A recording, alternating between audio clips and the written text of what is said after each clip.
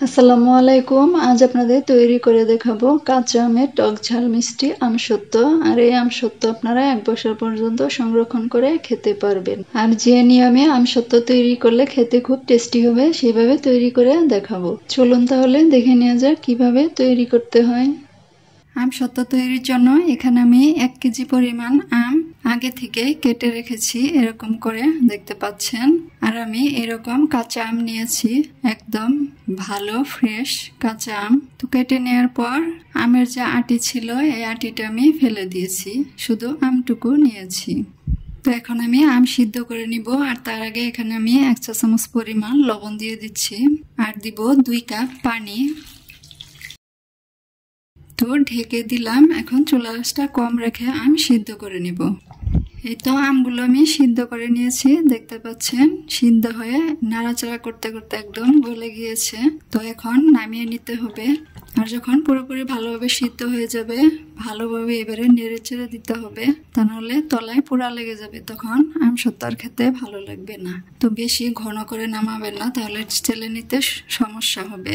তো একটু লিকুইড ভাব আছে, এখন আমি চুলা থেকে নামিয়ে নেব। তো সিদ্ধ করে রাখা আমের মিশ্রণ একটা চালনিতে আমি ঢেলে নিয়েছি। তো এখন এভাবে নেড়ে চেড়ে চেলে নিব। এভাবে একটু ঘষে ঘষে চেলে নেবেন, দেখবেন সম্পূর্ণ আমের কাঁধ নিচে বাটিতে জমা হবে। এই তো সম্পূর্ণ আমের মিশ্রণ আমি চেলে নিয়েছি, দেখতে পাচ্ছেন। আম যদি ভালো করে সিদ্ধ করে নেন তাহলে এরকম আমের মিশ্রণ একদম স্বচ্ছ হবে, আর আমসত্ত্বটাও দেখতে অনেক স্বচ্ছ হবে। তো এখন সম্পূর্ণ আমের মিশ্রণ আমি প্যানে ঢেলে নিচ্ছি। এখন দিয়ে দিচ্ছি 1 কাপ চিনি। আম কতটুকু টক মিষ্টি ওটা বুঝে আপনারা চিনি কমিয়ে বাড়িয়ে দিতে পারেন। আর দিচ্ছি 1 চা চামচ চিলি ফ্লেক্স। আপনারা চাইলে এখানে মরিচের গুঁড়াও দিতে পারেন, তবে চিলি ফ্লেক্স দিলে খেতে বেশি মজা হয়। আর দিচ্ছি 1 চা চামচ ভাজা জিরার গুঁড়া, এতে করে আমসত্ত্ব খেতে অনেক মজা হবে। আর দিচ্ছি 1/2 চা চামচ বিট লবণ। সিদ্ধ করার সময় আমি লবণ দিয়েছিলাম, এখন বিট লবণ দিয়ে দিলাম। এরপরে যদি প্রয়োজন হয় আর একটু দিয়ে দিব। আর দিয়ে দিচ্ছি ছোট একটা তেজপাতা আর 1 টুকরো দারচিনি, এতে করে আমসত্ত্বতে সুন্দর ফ্লেভার হবে, খেতে ভালো লাগবে। তো এখন জাল করে নিতে হবে। চুলাটা আমি ধরিয়ে দিয়েছি, এখন সবকিছু ভালো করে মিশিয়ে নিচ্ছি। এখন জাল করে নিতে হবে, আর কিছুক্ষণ পর পর নেড়ে দিতে হবে, তলায় যাতে লেগে না যায়। আপনারা যদি আমসত্ত্ব আর একটু বেশি ঝাল পছন্দ করেন তাহলে এখানে আরো 1 চা চামচ চিলি ফ্লেক্স দিয়ে দিতে পারেন। তো এখন আমি দিয়ে দিচ্ছি 1 চা চামচ হোয়াইট ভিনেগার। এই ভিনেগারের কারণে আমসত্ত্ব অনেকদিন ভালো থাকবে, নষ্ট হবে না। তো দেখতে পাচ্ছেন আমের মিশ্রণ কিন্তু ভালোভাবে ফুটে উঠেছে। সাবধানে নাড়াচাড়া করতে হবে, হাতে যাতে ছিটে না আসে, যাতে পুরা না লাগে, এইভাবে ভালো করে নেড়ে চেড়ে দিতে হবে তলায়।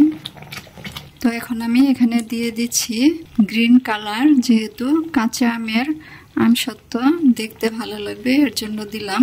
সবুজ সবুজ দেখাবে, এটাও অপশনাল, আপনারা দিতে চাইলে দিবেন, না দিলেও হবে। তো এখন ভালো করে মিশিয়ে নিব। তো এখন আরো কিছুক্ষণ সময় ধরে জাল করে নিতে হবে। এখনো একটু পাতলা দেখাচ্ছে, আর একটু ঘন করে নামাতে হবে। মিশ্রণটি চুলা থেকে কখন নামাতে হবে দেখতে পাচ্ছেন, মোটা মোটা বাবল উঠছে, আর মিশ্রণটি একদম স্বচ্ছ দেখাচ্ছে, আর সহজে চামচ থেকে দ্রুত পড়ে যাচ্ছে না। তখন বুঝতে হবে মিশ্রণটি নামানোর সময় হয়েছে। দেখতে পাচ্ছেন ধীরে ধীরে পড়ছে, আর চামচের গায়ে লেগে আছে, আর পরিমাণেও দেখবেন অনেকটা কমে যাবে, আর এরকম স্বচ্ছ হয়ে যাবে। এই তো চামচের গায়ে লেগে আছে। আর এইভাবে একটু দাগ কেটে নিবেন। যদি দেখেন দাগটা মিলিয়ে যাচ্ছে না, যেরকম দাগ ছিল সেরকমই আছে, তখন চুলা থেকে নামিয়ে নিতে হবে। আর যে পাত্রে আমসত্ত্ব শুকাবেন ওইখানে একটু সরিষার তেল দিয়ে দিবেন। তো তেল দিয়ে ভালো করে ব্রাশ করে নিতে হবে, এতে করে আমসত্ত্ব সহজেই উঠে আসবে। আর মিশ্রণটি ঢেলে নেওয়ার আগে আমি যে গরম মশলা দিয়েছিলাম, দারচিনি আর তেজপাতা, ওটা তুলে ফেলে দিতে হবে। তো এখন আমি ঢেলে নিচ্ছি। আপনারা যদি বেশি মোটা করতে চান তাহলে সম্পূর্ণ ঢেলে নেবেন। তো আমি অর্ধেক ঢেলে নিয়েছি, এখন একটু ছড়িয়ে দিচ্ছি। তো এইভাবে করে আমি দুটো প্লেটে নিয়ে নিব। আমার কাছে স্টিলের প্লেট ছিল না, তাই আমি এরকম প্লেটে ঢেলে নিয়েছি। আপনাদের থাকলে স্টিলের প্লেটেও ঢেলে নিতে পারেন।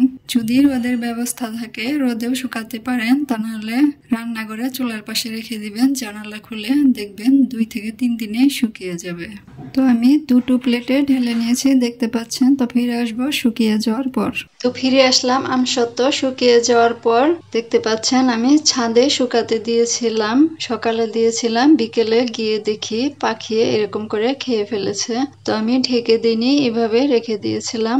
আপনারা যদি ছাদে শুকান তাহলে কিছু একটা দিয়ে ঢেকে দিবেন, পাতলা কাপড় অথবা নেট দিয়ে, তাহলে আর এরকম পাখি খেয়ে ফেলতে পারবে না। তো ভালোভাবে শুকিয়েছে। তো এখন একটু দেখিয়ে দিচ্ছি, তাই চামচের সাহায্যে একটু এভাবে আলগা করে নিচ্ছি। তো দেখতে পাচ্ছেন কতটা ভালোভাবে শুকিয়েছে। এই তো কড়া রোদে 3-4 দিন রেখে দিলেই দেখবেন এরকম ভালোভাবে শুকিয়ে যাবে। তো রোদ দেওয়া ছাড়া কিন্তু আচার আমসত্ত্ব কখনোই বেশি দিন টিকে না, তাই অবশ্যই রোদ দিবেন। রোদ দিয়ে রেখে দিলে দেখবেন অনেক দিন পর্যন্ত রেখে খেতে পারবে। তো আমি 2 প্লেটে শুকাতে দিয়েছিলাম। তো চামচ দিয়ে প্রথমে এইভাবে একটু আলগা করে নিলাম। দেখতে পাচ্ছেন এটাও কতটা সুন্দর ভালোভাবে শুকিয়েছে।